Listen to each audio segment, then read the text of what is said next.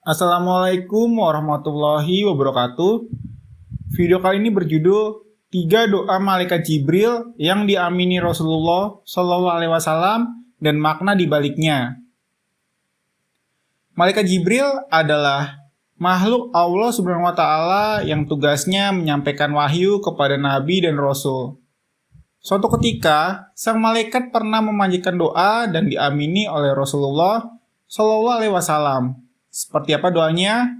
Simak bahasanya berikut ini. Terkait doa ini disebutkan dalam riwayat yang dinukil dari buku Jamuan Ramadan susunan M.A. Fadlan Fataskah. Salah satunya dalam sebuah hadis yang tercantum dalam Sahih Muslim. Dari Abu Hurairah radhiyallahu anhu, dia berkata ketika Nabi Muhammad SAW pernah naik mimbar, kemudian berkata, Amin, amin, amin. Ditanyakan kepadanya, Ya Rasulullah, engkau naik mimbar kemudian mengucapkan amin, amin, amin. Beliau bersabda, sesungguhnya Jibril datang kepadaku, dia berkata, barang siapa yang mendapati bulan Ramadan, tapi tidak diampuni dosanya, maka akan masuk neraka dan akan Allah jauhkan dia. Katakan amin, maka aku pun mengucapkan amin. Hadis riwayat Ibnu Khuzaimah, Ahmad, dan Al-Baihaqi. Selain itu, dalam riwayat berbeda turut dijelaskan terkait doa yang diamini oleh sang Rasul. Nabi Shallallahu Alaihi Wasallam naik ke atas mimbar, kemudian berkata, Amin, amin, amin. Para sahabat bertanya, kenapa engkau berkata amin, amin, amin ya Rasulullah? Nabi Shallallahu Alaihi Wasallam menjawab, telah datang malaikat Jibril dan dia berkata, Hai Muhammad, celaka seseorang yang jika disebut nama engkau namun dia tidak bersolawat kepadamu dan katakanlah amin. Maka aku katakan amin. Kemudian Jibril berkata lagi, celaka seseorang yang masuk bulan Ramadan tetapi keluar dari bulan Ramadan tidak diampuni dosanya oleh Allah dan katakanlah amin. Maka aku berkata amin. Kemudian Jibril berkata lagi, celaka seseorang yang mendapatkan kedua orang tuanya atau salah seorang dari keduanya masih hidup tetapi justru tidak memasukkan dia ke surga dan katakanlah amin. Maka aku katakan amin. Hadis riwayat Al-Bazzar, Hakim, dan Bukhari. Makna dari doa malaikat Jibril yang diamini Nabi Shallallahu Alaihi Wasallam. Menukil dari buku Di Bawah Bimbingan Ilahi, mengungkap makna di balik kisah karya solihin dan 30 khutbah penggetar hati jilid 1, karya bagus. Setidaknya ada sejumlah makna di balik hadis yang berisi doa tersebut, yaitu nomor 1.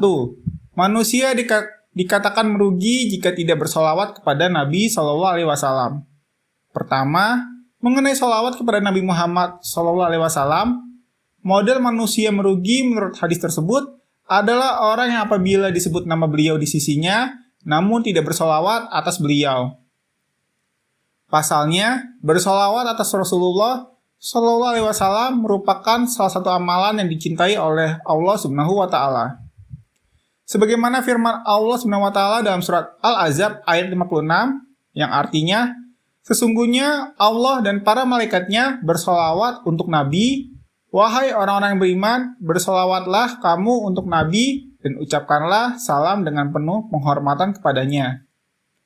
Terkait hal tersebut, Rasulullah Shallallahu Alaihi Wasallam juga bersabda, barang siapa memohonkan solawat atasku sekali, Allah Subhanahu wa Ta'ala bersolawat atasnya 10 kali. Hadis riwayat Muslim. Nomor 2. Kedatangan bulan Ramadan. Kedua, datangnya bulan Ramadan harus kita sikapi sebagai bulan berlimpahnya pahala dan kebaikan.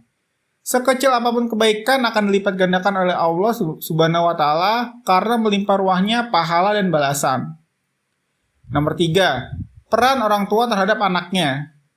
Ketiga, besarnya peran dan keberadaan orang tua terhadap anak diibaratkan sebagai kunci untuk memasuki surga Allah Subhanahu wa Ta'ala. Menurut penjelasan dalam buku tersebut, jika ingin masuk surga, maka buatlah orang tua tersenyum bahagia. Adapun jika orang tua bersedih dan berduka karena ulah anaknya, itu pertanda anak tersebut telah jauh dari ridho Allah Subhanahu wa Ta'ala. Allah Subhanahu wa taala baru akan ridho jika orang tua ridho, dan Allah Subhanahu wa taala akan murka manakala orang tuanya juga tidak ridho terhadapnya. Silakan tulis di kolom komentar pelajaran apa yang kamu dapatkan dari video kali ini. Wallahu a'lam bishawab.